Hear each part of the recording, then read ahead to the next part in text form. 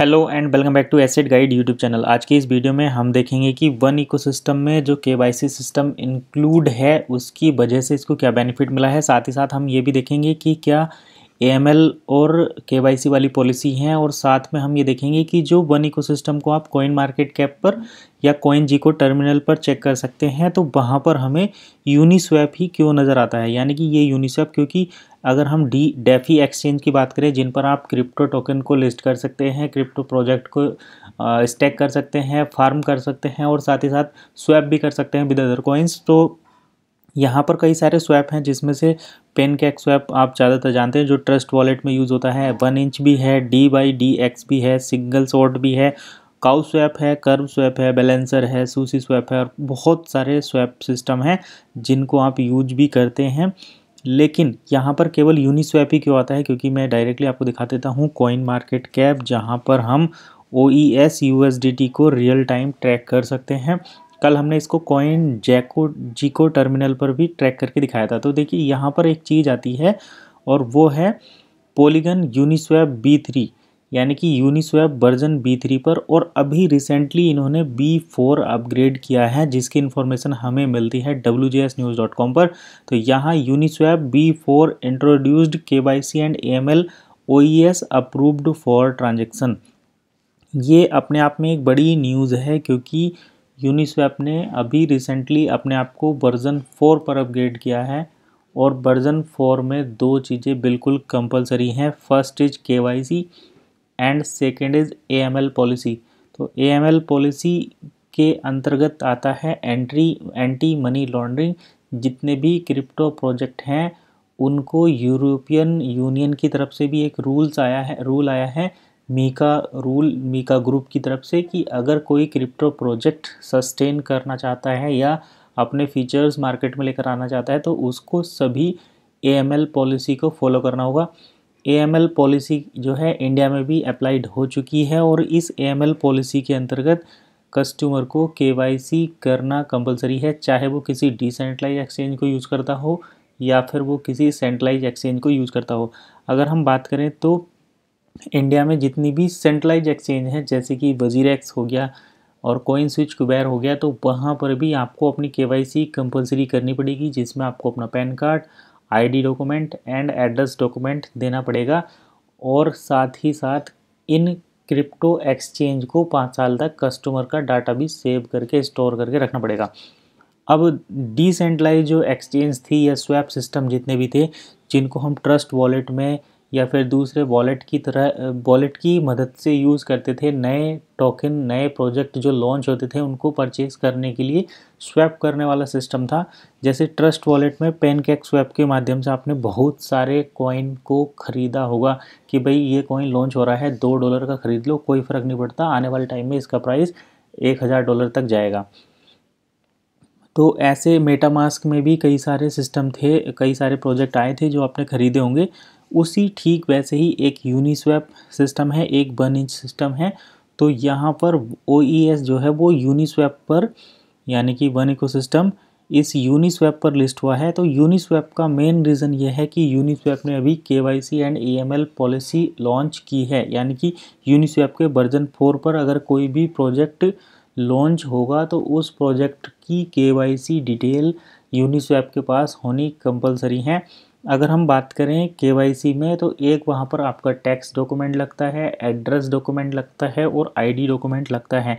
One ecosystem में चाहे आप वन एकेडमी, वन इकोसिस्टम या फिर डील सेकर कुछ भी यूज़ करते हो, यहाँ पर आपको सिंगल ट्रांजेक्शन परफॉर्म करने के लिए आपका KYC कंप्लीट होना ज़रूरी है।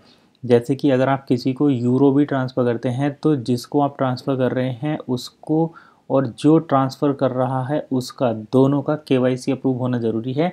अगर आप सेंडर का KYC तो कंपलसरी है अगर आप कॉइन ट्रांसफ़र कर रहे हैं, चाहे आप यूरो ट्रांसफ़र कर रहे हैं, और रिसीवर का इन केस हो सकता है कि बिना KYC अप्रूव हुए ट्रांजैक्शन रिसीव कर सकता है। लेकिन जो सेंडर है, अगर आप एक सिंगल यूरो भी ट्रांजैक्शन कर रहे हैं तो आपका KYC होना ज़रूरी है। साथ ही साथ अगर आप डील सेकर पर कुछ भी प्रोडक्ट बाय या सेल करेंगे तो वहाँ पर आपका KYC कंपलसरी है, क्योंकि कंपनी कहाँ से कॉइन आ रहा है और कहाँ पर जा रहा है, इसको ट्रैक करने के लिए, किस अमाउंट में जा रहा है उसको ट्रैक करने के लिए केवाईसी सिस्टम इंट्रोड्यूस कर चुकी है। और ये केवाईसी सिस्टम इनिशियली 2015 से ही अप्लाइड है।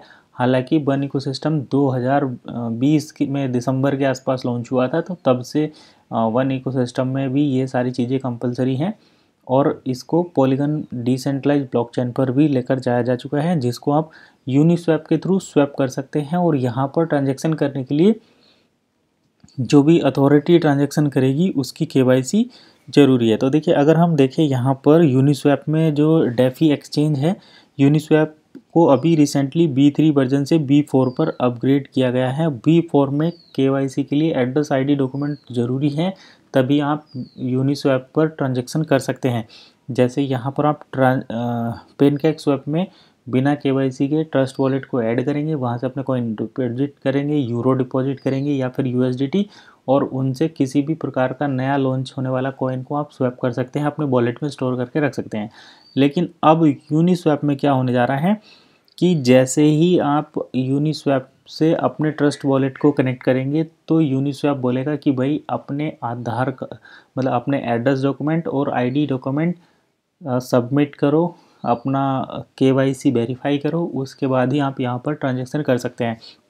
जब इस तरीके का सिस्टम आता है तो कहीं ना कहीं कुछ लोग नाराज़ हो जाते हैं, क्योंकि क्रिप्टो में सभी एनोनिमस रहना चाहते हैं, यानी कि ये नहीं पता लगने देना चाहते कि भाई हमारी आइडेंटिटी रिवील हो। इससे कुछ लोग नाराज़ भी होते हैं कि भाई यूनिस्वैप ने क्यों B4 वर्जन अपग्रेड कर दिया है। लेकिन रूल इज़ रूल, क्योंकि यूरोपियन यूनियन ने भी मीका पॉलिसी बनाई है जिसके अंतर्गत आपकी केवाईसी होना कंपलसरी है। तो यूनिस्वैप ने केवाईसी और AML पॉलिसी ऐड की है। जैसे ही ये चीज़ें ऐड हुई हैं, यूनिस्वैप एकदम डिफरेंट हो गया है। वो कंट्रोवर्सी भी यूनिस्वैप पर हो रही है, लेकिन यहाँ पर OES के होल्डर्स को बेनिफिट मिला है, क्योंकि डिसेंट्रलाइज होने की वजह से OES कम्प्लीटली ट्रांसपेरेंट हो गया है। और KYC and AML, anti money laundering, और KYC यानी कि know your customer, and KYCC, know your customers customer, आप कहाँ से कॉइन भेज रहे हैं और किस को भेज रहे हैं, दोनों चीज़ें ज़रूरी यहाँ पर हैं। पहले से ही इन सभी चीज़ों का रिकॉर्ड रखा जाता है, इसीलिए OES ने KYC और AML की पॉलिसी को फुलफिल किया है। और यही रीज़न है कि OES को आप जो है यूनिस्वैप वर्जन 4 पर देख पा रहे हैं।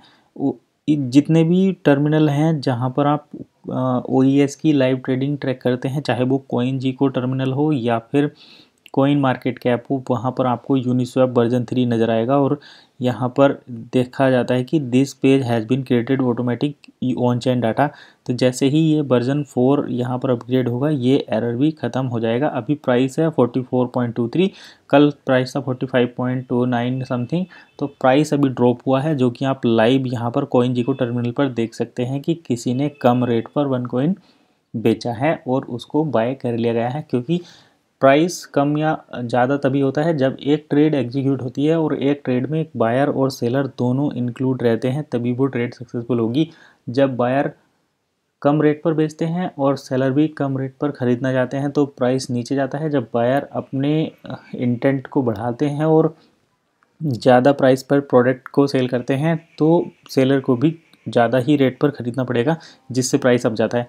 हालांकि ये चीज़ें ये एक अलग मैटर है, लेकिन अगर हम यहाँ पर ओवरऑल इन्फॉर्मेशन देखें तो वो यही है कि भाई OES यानी कि one ecosystem already KYC use करता है। बिटकॉइन इथेरियम पर भी ये फैसिलिटी अवेलेबल नहीं है कि वो अपना KYC सिस्टम यूज करें।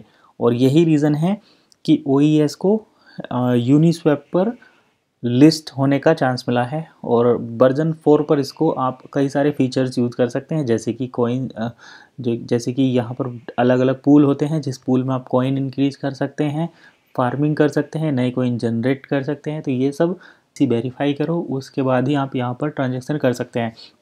जब इस तरीके का सिस्टम आता है तो कहीं ना कहीं कुछ लोग नाराज़ हो जाते हैं, क्योंकि क्रिप्टो में सभी एनोनिमस रहना चाहते हैं, यानी कि ये नहीं पता लगने देना चाहते कि भाई हमारी आइडेंटिटी रिवील हो। इससे कुछ लोग नाराज़ भी होते हैं कि भाई यूनिस्वैप ने क्यों B4 वर्जन अपग्रेड कर दिया है। लेकिन रूल इज़ रूल, क्योंकि यूरोपियन यूनियन ने भी मीका पॉलिसी बनाई है जिसके अंतर्गत आपकी KYC होना कंपलसरी है। तो यूनिस्वैप ने केवाईसी और एएमएल पॉलिसी ऐड की है।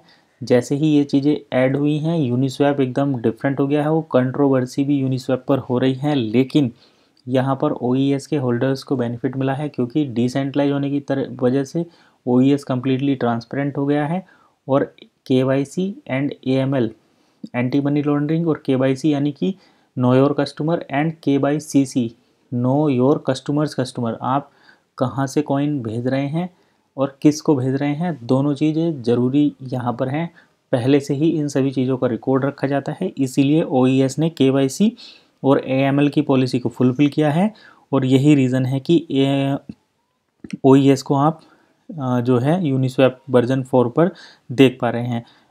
जितने भी टर्मिनल हैं जहाँ पर आप OES की लाइव ट्रेडिंग ट्रैक करते हैं, चाहे वो CoinGecko टर्मिनल हो या फिर कॉइन मार्केट कैप हो, वहाँ पर आपको यूनिस्वैप वर्जन 3 नज़र आएगा। और यहाँ पर देखा जाता है कि this page has been created automatic on chain data.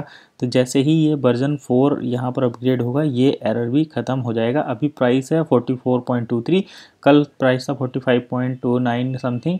तो प्राइस अभी ड्रॉप हुआ है, जो कि आप लाइव यहाँ पर CoinGecko टर्मिनल पर देख सकते हैं कि किसी ने कम रेट पर 1 कॉइन बेचा है और उसको बाय कर लिया गया है। क्योंकि प्राइस कम या ज़्यादा तभी होता है जब एक ट्रेड एग्जीक्यूट होती है और एक ट्रेड में एक बायर और सेलर दोनों इंक्लूड रहते हैं, तभी वो ट्रेड सक्सेसफुल होगी।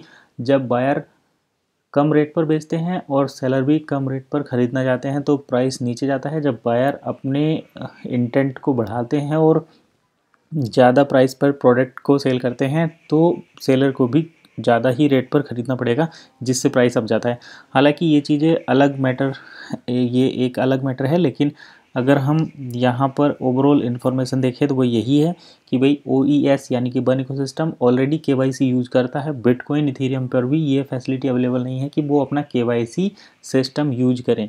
और यही रीज़न है कि OES को यूनिस्वैप पर लिस्ट होने का चांस मिला है। और वर्जन 4 पर इसको आप कई सारे फीचर्स यूज़ कर सकते हैं, जैसे कि कॉइन जैसे कि यहाँ पर अलग अलग पूल होते हैं, जिस पूल में आप कॉइन इंक्रीज़ कर सकते हैं, फार्मिंग कर सकते हैं, नए कॉइन जनरेट कर सकते हैं। तो ये सब सारी चीज़ें यहाँ पर धीरे धीरे हमें देखने को मिलेगी। अभी फ़िलहाल आज की इस वीडियो में इतना ही। हम CoinGecko टर्मिनल पर, कॉइन मार्केट कैप पर यूनिस्वैप के माध्यम से कॉइन ट्रेड होता है, ये चेक कर सकते हैं। वीडियो कैसी लगी कमेंट करके ज़रूर बताइए। मिलते हैं नेक्स्ट वीडियो में।